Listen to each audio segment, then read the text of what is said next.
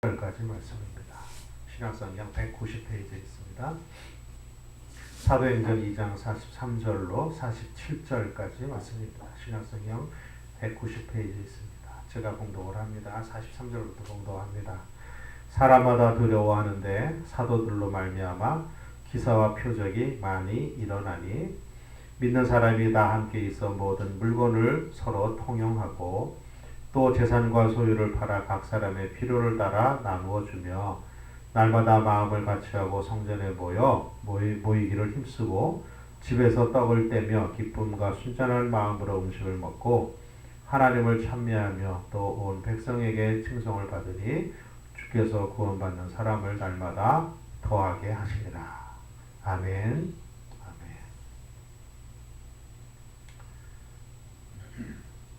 우리가 잘 아는 대로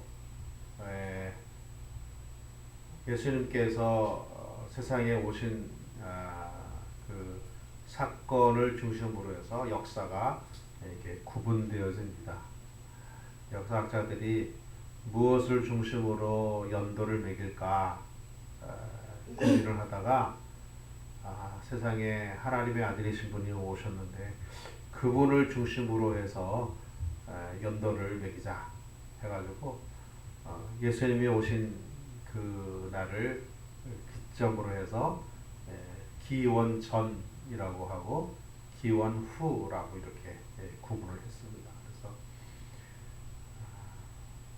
기원전은 영어로 BC라고 그러죠. BC, Before Christ, 예수 이전 시대. 그래서 BC라고 표현을 합니다.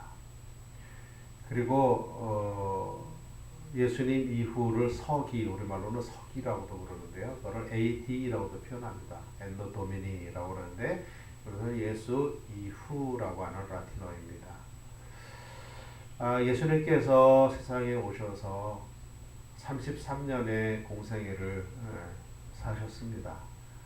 33년의 생애를 사시고 골고다 언덕에서 십자가에 달려 돌아가신 후에 3일 만에 부활을 하시고 40일 만에 승천을 하셔서 하나님 보좌우편에 앉으셨습니다. 예수님께서 세상에 계실 때에 12명의 제자를 두셨습니다. 그 중에 한 명은 가롯인 유다라고 해서 예수님을 판 사람이죠.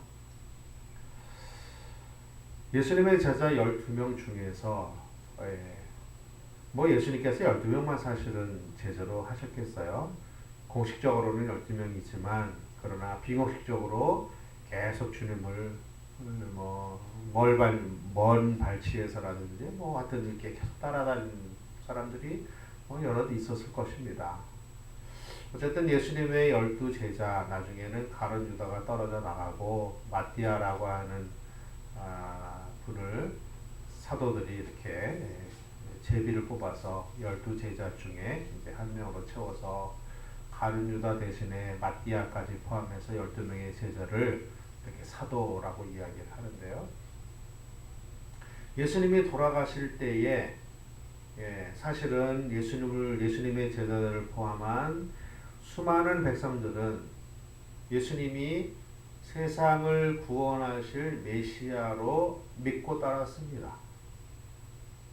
그런데 여기서 예수님을 세상을 구원할 메시아로 믿었다라고 하는 말은 죄에서 구원할 메시아로 믿었다라기보다는 정치적인 상황에 처해져 있는, 즉 정치적인 로마의 억압 가운데 빠져 있는 이스라엘의 어떤 상황들을 역전시킬 분으로, 그래서 정치적인 메시아로 사실은 예수님의 제자를 비롯한 백성들을 많이 따랐습니다. 그도 그럴 것이 예수님이 계속해서 하시는 사역 중에 무엇이 있어요?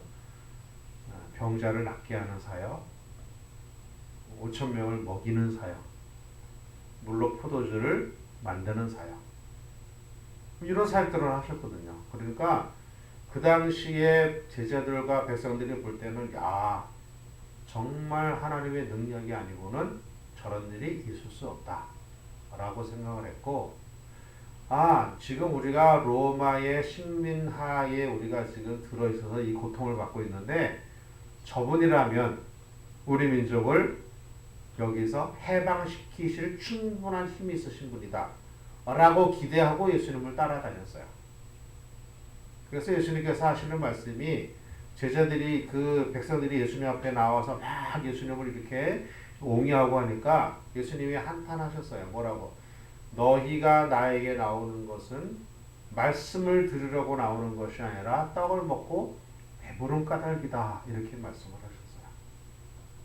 배고픈 백성들이 예수님이 주시는 떡을 먹으니 저분을 우리의 왕으로 삼으면 우리가 로마 때문에 고통받는 이 사회의 생활이 개선되어지겠구나 라고 하는 의미에서 예수님을 세상을 구원할 메시아로 믿고 따랐던 것이죠. 그런데 허무하게도 너무나 허무하게도 겟세마네 동산에서 기도하시다가 로마 군병들에게 체포가 되었고 그 다음날 재판을 받고 그 오후에 십자가에 못 박혔어요.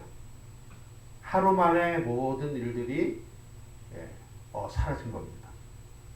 그러니까 예수님을 따르던 제자들과 백성들의 입장에서 보면 아이고 우리가 지금 일장춘몽 꿈을 꾼 것이구나 하고 다 풀썩 주저앉아 버리고 말았습니다. 그래서 다 각기 제갈 길로 가고 다 각기 자기 고향으로 가고 다 흩어지고 있었어요. 그때 예수님께서 3일 만에 부활하셔서 엠마오로 가는 제자들에게 나타나셔서 하나님의 말씀을 알려주시고 베드로를 비롯한 여러 제자들이 모여서 두려워 떨고 있는 그때에 예수님께서 부활하신 몸으로 그곳에 나타나셔서 힘을 내라 말씀하시고 내가 너희에게 말한 대로 죽은 후 3일 만에 부활하겠다 하는 그 말대로 내가 다시 부활했다. 해변가에서 이제는 예수님도 죽었으니 이제는 뭘 할 것이냐. 우리가 전에 하던 물고기들아 잡으러 가자. 라고 실망해서 물고기 잡으러 갔던 제자들에게 예수님이 나타나셔서 얘들아 나와 함께 먹자. 함께 앉아서 음식을 먹으면서 그들을 위로하시고 그들을 도우시고 격려하시고 힘을 주셨어요. 그리고 나서 제자들은 다시 힘을 얻었죠. 예수님이 정치적인 메시아로 세상에 오셨다고 생각을 했는데 이게 아니구나. 예수님은 우리를 구원하시러 오신 하나님의 아들이 분명하구나. 부활하신 부활의 주님이 분명하구나. 그거를 경험하고 나서 그들은 모여서 예배하기 시작했습니다. 제자들이. 그래서 사도행전 1장에 보면 제자들이 마가의 다락방에 모여가지고 얼마나 열심히 기도했는지 성령 주시기를 얼마나 열심히 기도했는지 120명이 모인 그 다락방에 성령이 불의 혀같이 갈라지게 임하셔서 그들이 그 감격 가지고 밖에 나가서 전도를 하기 시작했어요. 방언 가지고 전도를 하기 시작했어요. 성경에 보니까 난곳 방언으로 전도를 했다. 난곳 방언으로 말을 했다. 그랬어요. 그러니까 이때에 예루살렘으로 세상에 그 세계에 많은 사람들이 왔는데 그들에게 효과적인 복음을 전하기 위해서 성령 하나님께서 기도하는 제자들과 성도들에게 방언의 은혜를 주셔서 그들이 밖에 나가서 그 사람들이 살고 있는 나라의 말로 예수 그리스도가 하나님의 아들이심을 증거하기 시작했어요. 그것이 방언입니다. 그것이 방언이에요. 알지도 못하고 듣지도 못하는 말로 우리가 하는 그것보다 원래의 방언은 외국어로 전도하는 것. 이것이 방언이에요. 그래서 초대 교회가 형성되어지기 시작을 했습니다. 그래서 예루살렘에서 예루살렘 교회가 시작이 됐고요. 거기서 제자들이 이렇게 사방으로 흩어져서 가는 곳마다 교회가 세워지기 시작을 했습니다.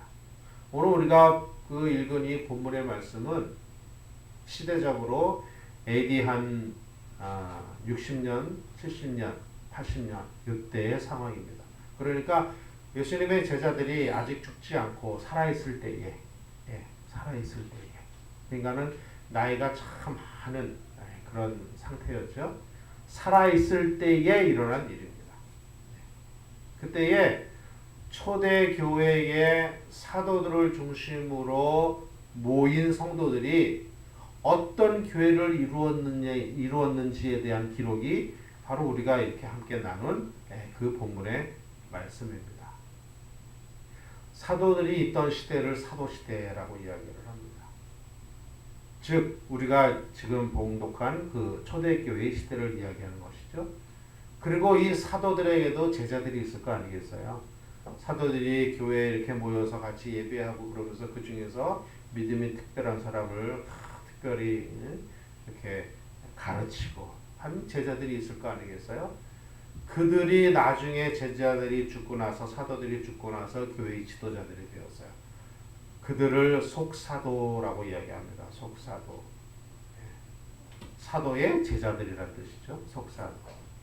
그리고 이 속사도들이 교회에서 하나님의 말씀을 전하면서 제자들이 또 생겼을 것입니다. 그리고 속사도들이 다 죽은 다음에 그들이 다시 교회의 지도자가 되었어요. 그래서 그들을 교부라고 이야기합니다. 교부는 보통 AD 한 6세기, 7세기까지 한 4,500년 이상을 교회의 지도자로 제자를 삼고 또 제자를 삼고 그래서 교회가 점점 부흥하고 발전하는 그런 일이 있었습니다. 오늘 우리가 봉독한 이 본문의 말씀은 교회의 모습을 우리에게 보여주고 있습니다. 그런데 교회는 두 가지가 있어요. 교회는 두 가지가 있습니다. 하나는 눈에 보이지 아니하는 무형 교회가 있습니다. 또 하나는 눈에 보이는 유형 교회가 있어요. 무형 교회는 무엇이냐 하면 하늘에 있는 온전한 교회를 의미합니다. 즉 하늘에 있는 온전한 온전하게 구원받은 성도들이 모인 집합체, 그것을 무형교회 혹은 천상교회라고 이야기를 합니다. 그것은 완벽한 교회입니다. 구원받은 성도들이 모여서 하나님과 함께 예배하는 교회, 완벽한 교회이죠. 흠이 없는 교회입니다. 그런데 그 완벽한 교회의 모형으로 이 땅에 교회가 세워졌어요. 완벽한 모형의 교회를 하늘에 두고 그 교회를 모델 삼아서 이 땅에 세워진 곳, 그것이 바로 이 땅에 있는 교회입니다. 지상교회라고 이야기하고요. 유형교회라고 이야기합니다. 그렇기 때문에 당연히 유형교회 혹은 무형교회, 이 지상교회에는 예수 잘 믿는 신실한 이들도 있지만 사실은 예수를 아직 잘 모르시는 분도 있습니다. 흠이 없고 정말 믿음이 충만한 분들도 있지만 때때로는 아직 인격이나 또는 여러 면에서 부족한 이들도 사실은 많이 섞여 있어요. 서울에 있는 큰 교회들에 가면 수만 명 모이는 교회 가면 사실은 거기는 예배하러 모인 이들도 물론 대부분이겠지만 사업 때문에 오는 분들도 많이 있어요. 그렇지 않습니까? 사업 때문에 오는 일도 많이 있고 인간적인 어떤 관계를 좀 네트워크를 좀 넓게 하기 위해서 오는 분들도 있고 여러 유형의 사람들이 옵니다. 그러니까 온전하게 예배하러만 오지 않는다는 뜻이죠. 그러니까 이 땅의 교회들은 그렇습니다. 이 땅의 교회들은. 그래서 때때로는 교회가 치고받고 싸우기도 하고요. 때때로는 교회에서 잡음이 일어나기도 하고요. 그래서 때때로는 교회에서 눈살을 찌푸리는 일들도 일어나긴 합니다. 그래서 그거 가지고 아이고 교회가 어쩌면 저러냐 어쩌면 저러냐. 심한 경우는 목사 장로가 나눠져서 싸우다가 목사파가 예배드리면 장로파가 들어와서 예배드리고 그리고 서로 현관에서 삿대질하고 싸우는 먹부림견인 그런 교회들도 있어요. 예, 그게 이 땅에서의 교회입니다. 사실. 그래서 그거를 보면서 믿음이 연약한 이들은 아유 저렇게 싸우는 교회 저런 모습이 교회라면 나 교회 안 다닌다 하고 떠나갈 때도 있습니다. 사실. 그런데 그것은 이 땅에 있는 교회이기 때문에 그렇습니다. 이 땅에 있는 교회의 특징은 하나님의 임재가 있다라고 하는 것에 있습니다. 성도는 무엇이에요? 하나님을 마음에 모시고 살아가는 사람이 성도 아니겠어요? 예수 그리스도를 믿는 사람 아니겠어요? 예수 그리스도를 믿는다는 것은 뭐예요? 예수 그리스도와 동행하고 하나님과 동행한다라고 하는 것을 의미하는 겁니다. 그러니까 교회라고 하는 것은 그 중요한 특징이 뭐냐 하면 하나님이 그곳에 있느냐 없느냐, 예수 그리스도가 그곳에 있느냐 없느냐에 따라서 정말 교회냐 아니냐가 결정이 되는 겁니다. 그런데 우리가 눈에 볼 때는 예수님이 계신지 안 계신지 잘 모릅니다. 잘 몰라요. 창세기 28장 16절에서 19절에 보면 이런 일이 있습니다. 야곱이 에서의 칼을 피해서 밧단-아람, 즉 외삼촌에 있는 곳을 향하여 걸어갑니다. 걸어가다가 밤이 됐어요. 광야, 아무것도 없는 그 넓은 광야에 그 쌀쌀하고 추운 광야에 밤이 찾아왔습니다. 그래서 이거 여기서 어떻게 하냐, 이거 큰일 났다. 담요 뒤집어 쓰고 돌베개를 머리에 베고 그리고 거기서 잠이 들었습니다. 잠이 드는 중에 꿈을 꾸게 되었는데 하늘에서 사다리가 내려와서 천사들이 오르락내리락 하는 꿈을 꾸었습니다. 확 깼습니다. 그리고 나서 이 야곱이 하는 말이 이거예요. 하나님이 이곳에도 함께 계시는구나. 하나님이 이곳에도 함께 계시는구나. 하나님이 이곳에는 없는 줄 알았어요. 그런데 하나님이 이곳에 함께 계시는구나. 이곳에 함께 계신다는 건 무슨 뜻이에요? 하나님이 나와 함께 하시는구나 이런 뜻입니다. 나와 함께 하시는구나. 야곱이 지금 에서의 칼을 피해서 외삼촌 라반의 집을 향하여 밧단-아람을 향해서 걸어가고 있습니다. 근데 광야를 지나가고 있어요. 근데 광야에 하나님이 계시는 거예요. 하나님이. 이 땅에 하나님이 계시는 거예요. 이 땅에. 그래서 이 야곱이 잠자고 있던 돌베개를 세로로 세웠어요. 세워놓고 거기다가 자기가 가지고 있던 기름을 부었습니다. 이 기름이라고 하는 것은 대단히 귀한 것이죠. 대단히 귀한 겁니다. 그것을 거기에 부으면서 하는 말이 있습니다. 하나님, 제가 하나님이 이곳에 계신데도 제가 몰랐습니다. 하나님도 이곳에 계시는군요. 저와 함께 하시는군요. 내가 하나님께 서원하겠습니다. 내가 밧단-아람을 갔다가 죽지 않고 살아서 이것을 다시 오게 되면 내가 이곳에 하나님의 전을 짓겠습니다. 이렇게 서약을 합니다. 그곳이 예루살렘이에요. 지금 예루살렘이 된 곳이에요. 베델이라 이렇게 이름해서 하나님의 집이라. 하나님의 집이라. 교회는 하나님의 집입니다. 교회는 비록 사람이 모여서요. 그래서 예수 잘 믿는 사람도 있고 예수 잘 못 믿는 사람도 있고 인격이 훌륭한 이도 있고 인격이 아직도 성숙하지 못한 이도 있어요. 그래서 아주 아름다운 교제가 있기도 하다가 때때로는 다툼이 있기도 해요. 실망도 있어요. 그럼에도 불구하고 그것이 교회인 것은 하나님이 함께 계시기 때문입니다. 우리도 하나님의 집입니다. 우리도 교회예요. 개개인이 교회예요.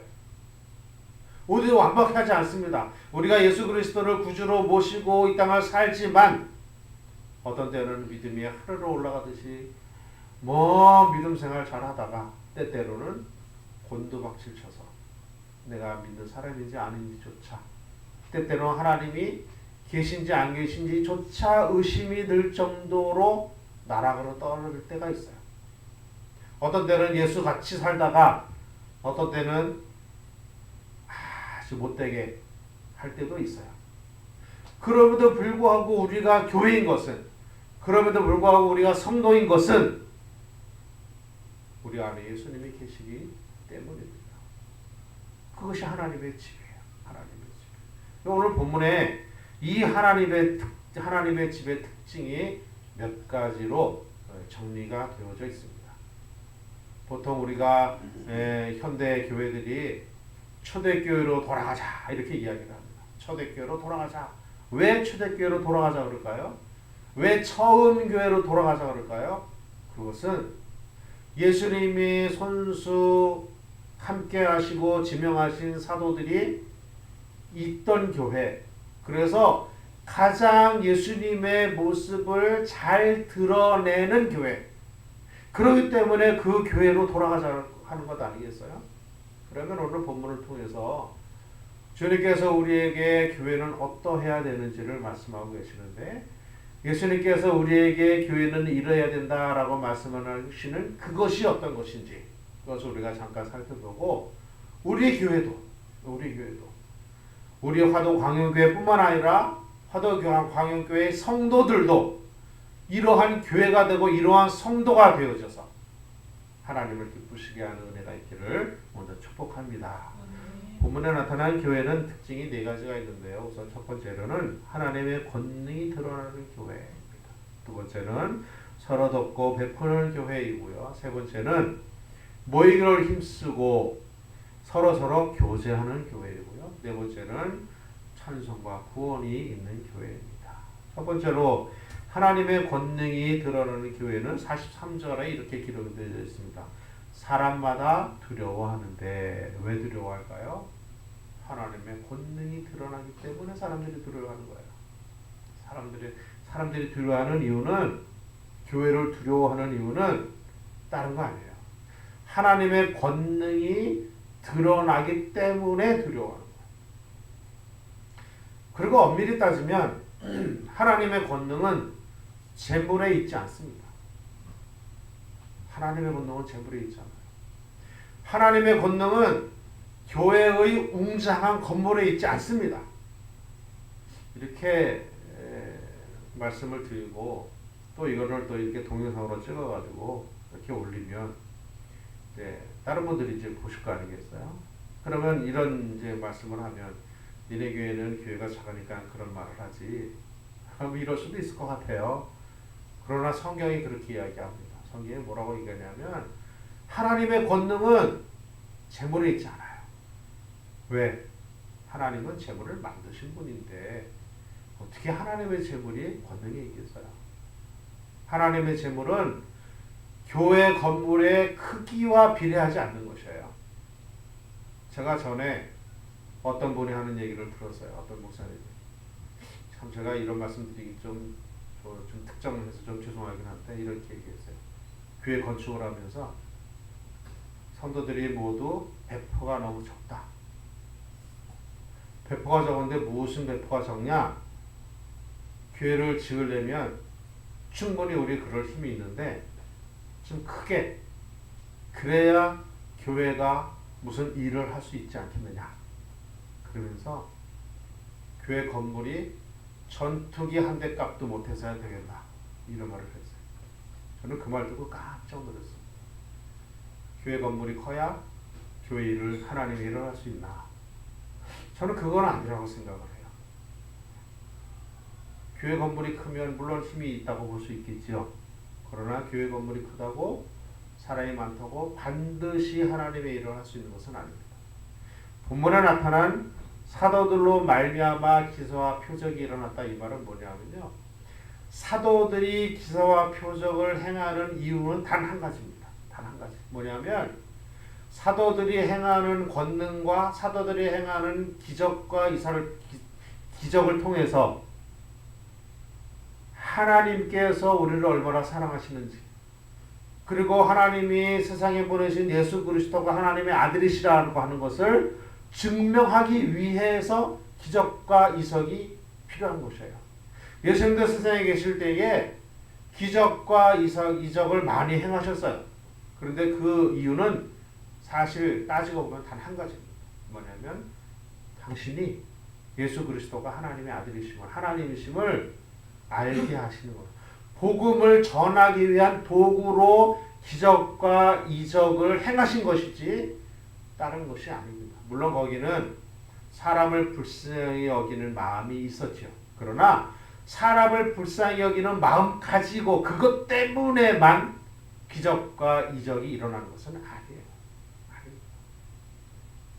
그렇기 때문에 예수님께서 병자들을 고치신 후에는 항상 뭐라고 말씀하세요? 내 믿음이 너를 구원하였다 이렇게 말씀하시는 거예요. 내 믿음이 너를 구원하였다. 여기서 있는 믿음이 무엇일까요? 믿음이 나는 죄인이고 하나님이 나를 사랑하시고 예수 그리스도를 통하여 내가 구원받는다고 하는 확신, 이것이 믿음 아니겠어요? 그러니까 교회가 행하는 권능, 그래서 그것 때문에 사람들이 두려워하는 것은 단 한 가지입니다. 그건 뭐냐면 교회가 엄밀히 말해서 사회적인 어떤 큰 영향력을 있기 때문에 그것이 무서워하는 것이 아니라 교회가 교회될 때에, 교회가 예수 그리스도를 높일 때에, 교회가 하나님께서 말씀하신 계명대로 움직이며 불의와 타협하지 아니하고 옳은 길로 갈 그때 비로소 교회가 힘이 있는 것입니다. 그때 비로소 교회가 교회다워져 가는 겁니다. 사랑하는 성도 여러분, 우리 교회는 그런 교회가 되었으면 좋겠어요. 우리 교회도 뭐 모르긴 해도 몇 년 지나면 지금보다 더 성장하지 않겠어요? 그리고 더 몇 년 지나면 더 그렇게 되겠지요. 그러나 그것으로 세상에 영향을 끼칠 수 없어요. 세상에 영향을 끼치는 단 한 가지는 뭐냐면 교회가 옳게 걸어가는 것이에요. 옳게. 말씀대로 옳게 가는 것이에요. 세상의 불의와 타협하지 아니하고 세상에서 불의한 것을 우리에게 요구할 때에 아니다라고 말할 수 있어야 돼요. 그리고 성도된 우리 각자 개인이 말씀대로 정확하게 살아갈 때 하나님의 권능이 드러나는 것입니다. 그런 교회, 그런 성도가 되기를 축복합니다. 두 번째로 초대교회는 이런 교회였어요. 서로 돕고 베푸는 교회였습니다. 44절과 45절에 보면 믿는 사람들이 다 함께 있어 모든 물건을 서로 통용하고 또 재산과 소유를 팔아 각 사람의 필요에 따라 나누어 주었다. 참 아름다운 광경 아니겠어요? 초대교회에는 베드로가 설교할 때 3,000명이 돌아왔어요. 이야, 대단하죠? 스데반이 설교할 때에도 많은 사람들이 죽게 돌아왔어요. 그러니까 예루살렘 교회는 스데반의 순교와 베드로의 설교 이후에 기하급수적으로 늘어났습니다. 그러니까 거기는 가난한 사람도 있고 약한 사람도 있고 종도 있고 있었지만 한편으로는 꽤나 힘 있는 사람들도 있었어요. 많이 배운 사람도 있었고요. 재산 많은 사람도 있었고요. 뭔가 사회적인 지위가 있는 사람들도 교회 안에 있었습니다. 그런데 있는 사람들은 자기의 재산을 가지고 와서 물건을 팔아서 서로 가난한 사람을 어떻게 해요? 도와줬어요. 서로 통용했어요. 서로 돕고 서로 베푸는 일에 인색하지 않았습니다. 교회의 본질이 바로 이것입니다. 교회는 신분이 고귀한 사람도 있고 어떤 면에서는 신분이 조금 낮은 사람도 있어요. 교회는 때때로는 좀 부자인 사람도 있고 때때로는 좀 없어서 굉장히 고통스러워하는 이들도 있습니다. 교회는 건강한 사람들도 있지만 한편으로는 여러 가지 육신의 질병과 아픔으로 인해서 정말 하나님께 기도하는 이들도 있어요. 그런데 그러한 분들이 교회에서 섞여서 이렇게 신앙생활을 하다 보면 사람인 까닭에 의도하게 의도하지 않게 상처를 줄 때가 많이 있습니다. 근데 오늘 이 본문에 드러난 초대교회는 그렇게 하지 않았어요. 물건을 팔아서 서로 나누어 주고 도와주며 그렇게 지내는 교회가 되었어요. 각 사람의 필요에 따라 나누어 주었다. 우리가 여기서 조심해야 할 것이 하나 있습니다. 그것은 뭐냐 하면 물건을 팔아서 나눠준다 그래가지고 은혜 받았으니까 집 팔고 이거 팔고 저거 팔아서 그냥 교회에다가 해가지고 그냥 다 무조건 도와준다. 나 갈 데 없다. 그렇게 하면 안 돼요. 소금 치듯 해야 돼. 소금 치듯. 필요에 따라 적절하게 지혜롭게. 그래야 무리가 없어요. 그래야 무리가 없어요.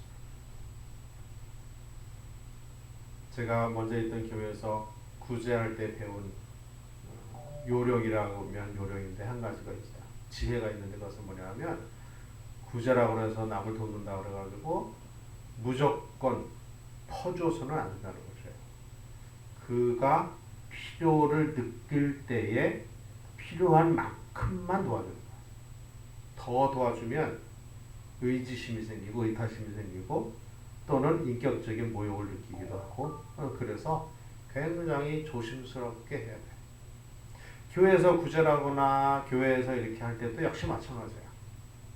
본문에 보니까 믿는 사람들이 다 함께 있어 모든 물건을 서로 통용하고 또 재산과 소유를 따라 각 사람이 무엇에 따라 나눠줬다고요? 필요에 따라 나눠줘. 필요에 따라. 필요하지도 않은데 너 가져. 이것이 아니고 꼭 필요한 때 필요에 따라서 나누어주면서 서로 이렇게 베풀고 도와주고 있어요. 우리 교회도 그런 교회가 되어졌으면 참 좋겠습니다.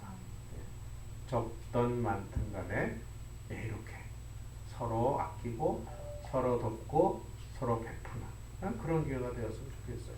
우리 교회만 그런 것이 아니라 우리 각 성도들도 그랬으면 좋겠어요.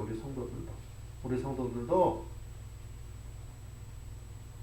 어려운 이웃을 보면 불쌍히 여기는 마음이 생기고 그래서 어떻게 하면 내가 저를 좀 도울 수 있을까? 내가 은혜를 거저 받았는데 내가 모른 척하고 지나가지 않고 내가 어떻게 하면 좀 도울까? 그래서 돕는데 내가 가진 거 다 팔아서 돕는 건 아니고 지혜롭게 적절하게 그렇게 지혜롭게 그렇게 도우며 격려하며 그렇게 아름다운 삶을 사는 성도가 되었으면 참 좋겠습니다. 초대교회는 지금 그렇게 살고 있어요. 그리고 이 땅에 있는 교회들도 그렇게 하는 교회들도 많이 있습니다. 우리도 그렇게 좋은 교회 가운데 한 교회가 되어졌으면 참 좋겠습니다. 세 번째로 오늘 본문은 모이기를 힘쓰고 교제했다 이렇게 했어요. 모이기를 힘쓰고 교제했다. 46절에 보니까 날마다 마음을 같이하여 성전에 모이기를 힘쓰고 히브리서에서는 이렇게 이야기합니다. 모이기를 피하는 어떤 사람의 습성을 따라하지 말자. 모이기를 피하는 즉 어떤 사람들은 이렇게 이야기합니다. 꼭 기도를 교회 가서 해야만 하냐. 물론 그렇지 않을 수 있어요. 다리가 아파서 걷지를 못한다. 억지로 기어서라도 교회에 오면 그것도 물론 아름답지만 하나님 제가 오늘은 너무 아파서 교회에 못 가서 내가 오늘 제 방에서 기도하겠습니다. 그것도 아름답습니다. 그러나 생각하기를 그 교회 가서만 기도해야 되나? 그것은 모이기를 폐하는 어떤 사람의 습성입니다. 또 어떤 사람은 이야기합니다. 꼭 예배를 교회 가서 드려야만 되나? 아니요. 그렇지 않아도 돼요. 병원에 입원했어요. 내가 움직이기 힘들어요. 그럼 병상에 앉아서 인터넷 보고 예배를 드려야죠. 어떻게 하겠어요? 말씀 보고 은혜 받아야죠. 그런데 움직일 수 있고 할 수 있음에도 불구하고 스스로 생각하기를 내가 꼭 교회에 가서 내가 꼭 모여서 내가 뭘 해야 되나? 그러지 않아도 되지 않느냐? 이렇게 생각한다는 것은 모이기를 폐하는 어떤 사람의 습성과 같은 것입니다. 그러므로 사랑하는 성도 여러분, 이 초대교회의 모습처럼 날마다 마음을 같이 하고 성전에 모이기를 힘쓰는 교회 되었으면 참 좋겠습니다. 그런 성도들이 되었으면 참 좋겠습니다.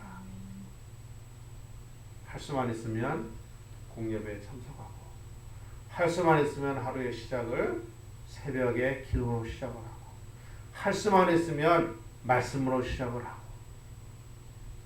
오지 못하는 어떤 그런 사유가 있고 그러면 그거는 하나님 제가 이렇게 교회 가서 이렇게 말씀 보고 모여서 기도하면서 이래야 되지만 제가 지금 사정이 이러하니 내가 이렇습니다. 하나님, 이렇게 할 수 있는 건강과 시간과 힘을 주십시오. 라고 기도하면 되는 것이에요. 기도하면 되는 것이에요. 그런데 고의적으로 꼭 그래야 되나? 라고 생각하는 것은 하나님 앞에 옳지 않다라고 하는 말씀입니다. 그리고 또 모이기를 힘쓰며 어떻게 해요? 교제했습니다. 교제. 성도 간의 교제를 코이노니아라고 이야기를 합니다. 헬라어로 코이노니아라고 얘기를 하는데 떡을 떼며 기쁨과 순전한 마음으로 음식을 먹었다. 다른 말로 말씀드려서 성도들 간의 그 교제, 관계가 아름다웠다라는 뜻이에요. 관계가 아름다웠다. 성도와 성도 사이가 아주 아름다웠다라고 하는 거죠. 우리가 하나님을 우리의 눈으로 볼 수가 없습니다. 여러분들은 기도하다가 하나님이 눈에 보이시나요? 죄송하지만 저도 안 보여요. 네. 아무리 기도해도 하나님의 모습으로 눈에 보이진 않아요. 그런데 하나님이 우리에게 하나님의 모습을 보여주는 경우가 있습니다. 언제요? 성도의 모습을 통해서 하나님이 우리에게 하나님의 모습을 보여주세요. 성도를 통해서. 우리가 하나님의 모습을 볼 수 없지만 그러나 하나님이 함께 하시는 성도를 보면서 하나님이 저러시구나 라고 알 수가 있어요. 그러니까 성도 간의 교제는 하나님의 은혜를 서로 나누는 아주 중요한 기회입니다. 그런데 성도들이 모여서 아픔을 나누면, 성도들이 모여서 가시로 찌르면 참 안 되는 거 아니겠어요? 위로받자고 교회에 오는데, 위로받자고 예배 드리는데 위로를 받기는커녕 더 아파하고 더 힘들어하고 더 괴로운 일이 생긴다면 그거야말로 참 가슴 아픈 일 아니겠습니까? 그러므로 오늘 본문에 있는 말씀처럼 집에서 떡을 떼며 기쁨과 순전한 마음으로 음식을 먹었다. 서로 용납하고 이해하고 돕고 이렇게 살아가는 성도 간의 관계, 이것이 교회에 있습니다. 이것이 교회에 있으면 교회 오는 것이 즐거워요. 이것이 교회에 있으면 교회 오는 것이 신나고 좋습니다. 그런데 예배 드리러 가긴 가야 되는데 내가 그 사람 때문에 교회 가기 싫으면 그 참 어려운 일 아니겠어요? 그 참 어려운 일입니다. 성경에 교회에 거치는 자가 되지 마라. 사도 바울이 그렇게 이야기를 했는데 거치는 사람이 되지 아니하고 나를 통해서 하나님을 보이는 그러한 성도, 그러한 교회가 되어졌으면 참 좋겠습니다. 네 번째로 초대교회는 이런 교회였습니다. 찬송과 구원이 있는 교회. 47절에 보니까 하나님을 찬미하며 또 온 백성에게 칭송을 받으니 주께서 구원받는 사람을 날마다 더하게 하시리라. 교회가 해야 할 가장 중요한 사명은 예수가 하나님의 아들이심을 증명하는 것입니다. 성도가 해야 할 가장 중요한 일은 뭐냐면 내 안에 계시는 예수님을 드러내서 안 믿는 이들과 이웃들로 하여금 나를 보고 하나님을 알게 하는 것이 우리의 사명이에요. 너희의 착한 행실을 보고 하늘에 계신 너희 아버지께 영광을 돌리게 하라. 이것은 윤리적인 얘기가 아닙니다. 이것은 우리가 어떤 착한 행실을 보고 참 예수 믿는 사람이 훌륭하구나, 이 차원을 얘기하는 것이 아니에요. 우리가 하나님의 사람으로 온전히 살아가는 행동으로 말미암아 예수를 믿어야 되겠구나라고 하는 도전이 그들에게 있어야 되게 하는 그런 것을 의미하는 것이죠. 교회 사명이 그것입니다. 이 주변에도 예수를 믿기로 작정된 사람들이 참 많이 있습니다. 복음을 아직 접해보지 못한 이들이 많이 있어요. 우리 교회 주변에만 있는 것이 아니라 우리 성도들이 살고 있는 집 주변에도 그들이 있습니다. 그들에게 예수 그리스도를 전하고 그들로 하여금 예수 그리스도 앞에 나와서 말씀을 듣고 믿음이 생기고 입으로 시인해서 구원의 자리에 이르게 하는 것, 그것이 교회의 사명이기도 하고 교회된 성도의 사명이기도 합니다. 이것이 약해져 있으면 아무리 다른 것이 훌륭하다 할지라도 온전한 교회의 모습이 아닙니다. 사랑하는 성도 여러분, 우리 교회는 그런 교회가 되었으면 좋겠어요. 예수가 하나님이심을 증거할 수 있는 교회, 날마다 전도하는 일에 애쓰고 힘쓰는 교회, 우리의 행동과 우리의 믿음을 통해서 하나님이 하나님이심을 증명하는 교회, 그런 교회가 되었으면 좋겠습니다. 이곳에 있는 사랑하는 성도들은 모두 그런 성도가 되었으면 좋겠어요. 비록 내 앞에 여러 가지 어려움이 있고 내 앞에 내가 넘어가기 힘든 일들이 사실 많이 있지만 그럼에도 불구하고 그거 대수롭지 않은 것으로 넘길 수 있는 믿음의 사람들, 그것을 통해서 그 어려움과 곤란함과 혼란을 통해서 하나님이 나에게 어떻게 역사하시는지를 기대하는, 세상이 어떻게 감당하겠어요? 그 사람들 어떻게 세상이 그 사람들을 함부할 수 있겠어요? 그러한 성도가 되었으면 좋겠습니다. 그런 믿음의 사람들이 되었으면 좋겠어요. 그래서 우리들을 통해서 안 믿는 이들이 보고, 예수를 믿으면 어쩜 저렇게 사냐, 내가 저 상황이면 나는 죽었을 거야. 근데 저는 이야 참 대단하다. 어떻게 저것이 가능하냐? 야, 알고 봤더니 예수 믿는 사람이래. 이야 훌륭하다. 이런 감격과 그 울림이 우리의 삶 가운데 있어야 되지 않겠어요? 우리 교회에 그런 것이 있어야 되지 않겠어요? 사랑하는 성도 여러분, 초대교회는 그런 교회였습니다. 우리 교회도 그런 교회가 되어지기를 축복합니다. 교회던 성도가 그런 성도가 되어지기를 축복합니다. 그저 복받고 잘 살기 위해서 예수 믿는 것 아니라 우리의 삶에 구원 되시는 예수 그리스도를 통해서 하나님께 영광을 돌리고 세상을 옳게 살고, 세상을 나를 위해서 사는 것이 아니라 하나님과 이웃을 위해서 살고, 보다 높은 가치를 위해서 살고 하늘의 소망을 두고 사는 그러한 예수 믿는 사람들이 많아지는 교회, 구원의 사역이 날마다 힘을 얻는 교회.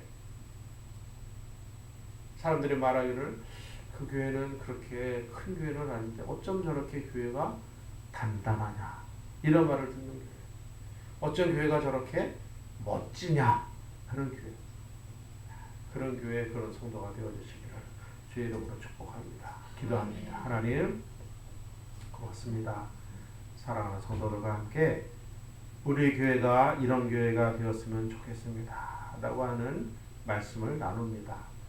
우리 성도가 이런 성도가 되었으면 좋겠습니다 라고 하는 말씀을 나눕니다. 기도하옵기는 그런 교회가 되게 하여 주시고 그런 성도가 되게 하여 주시옵소서. 예수님의 이름으로 기도하옵나이다. 아멘. 준비하신 대로 하나님께